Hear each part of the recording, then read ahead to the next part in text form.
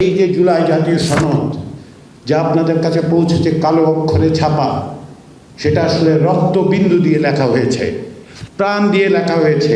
জুলাই জাতীয় সনদে যেভাবে বাংলাদেশের ভবিষ্যতের পথরেখা তৈরি করা হয়েছে, যাতে অধিকাংশ রাজনৈতিক দল একমত হয়েছে, অনেক বিষয়ে সবগুলো রাজনৈতিক দল একমত হয়েছে এবং প্রকাশ্যের অনুষ্ঠানে তারা অঙ্গীকারবদ্ধ হয়ে স্বাক্ষর করেছে, তার মধ্য দিয়ে ভবিষ্যতে যে রাষ্ট্রের অগ্রসর হওয়ার পথ, তার সঙ্গে আপনি একমত না।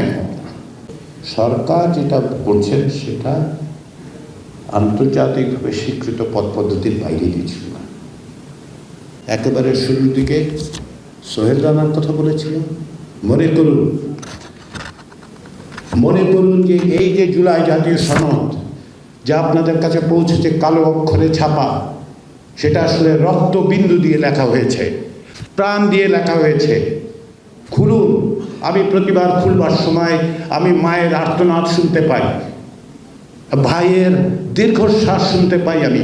কারণ কি জানেন, এই জুলাই জাতীয় সনদ তৈরি হয়েছে 16 বছরেরও বেশি সময়ে গুম হয়ে যাওয়া মানুষের পরিবার পরিজনের হাহাকার থেকে। এই জুলাই সনদ তৈরি হয়েছে যে মা তার সন্তানকে হারিয়েছে, তার প্রতিদিনের যে অশ্রু, তা দিয়ে তৈরি হয়েছে। এই জুলাই সনদ তৈরি হয়েছে তরুণ শিক্ষার্থী থেকে শুরু করে রাজপথে যারা কাজ করেন, ছোট ব্যবসায়ী, সমাজের বিভিন্ন স্তরের মানুষ যেভাবে প্রাণ দিয়েছেন, সেই প্রাণের বিনিময়ে তৈরি হয়েছে। সেই প্রশ্নটা সামনে রাখুন। সব মশার বিরুদ্ধে সুরক্ষা দিতে এলো বসুন্ধরা এক্সট্রিম অ্যারোসল, মশার বিরুদ্ধে এক্সট্রিম সুরক্ষা। সেই প্রশ্নটা সামনে রেখে জিজ্ঞাসা করুন, মানুষকে জিজ্ঞাসা করুন, আপনাকে জিজ্ঞাসা করুন, বিবেককে আসুন আমরা জিজ্ঞাসা করি যে রক্তে লেখা এই সনদ যে পথরেখা দেখাচ্ছে, আমি তার সঙ্গে আছি না নাই। এইটাই হচ্ছে হ্যাঁ আর না বিষয়। আমি আছি অথবা আমি নাই।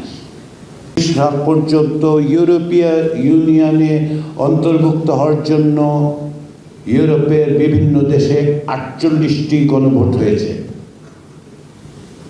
এর অধিকাংশ ক্ষেত্রে সরকার হ্যাঁ ভোটের পক্ষে, অর্থাৎ ইউরোপীয় ইউনিয়নে অন্তর্ভুক্তির পক্ষে সরকার প্রচারণা চালিয়েছে। 2016 সালে ব্রিটেনের কথা আপনারা জানেন। সরকার যেটা করছেন সেটা আন্তর্জাতিকভাবে স্বীকৃত পথ পদ্ধতির বাইরে কিছু না। ব্রেক্সিটে সরকার অবস্থান নিয়েছিলেন যে ইউরোপিয়ান ইউনিয়নের ভেতরে রাখার জন্য, জনগণ ভোট দিয়েছেন না এর জন্য। ঠিক আছে, সরকার, পরবর্তী সরকার ব্রিটেনে মেনে নিয়ে সেইভাবে কাজ করছে। কিন্তু সরকার যে অবস্থানটা নিল সেইটা তো বাস্তবতা।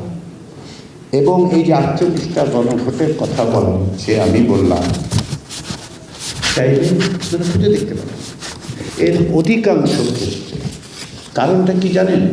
কারণটা হচ্ছে যে সরকার যদি কিছু প্রস্তাব করে যদি নিজেই সেটা সমর্থন না করে, তা সেটা কীরকম হবে?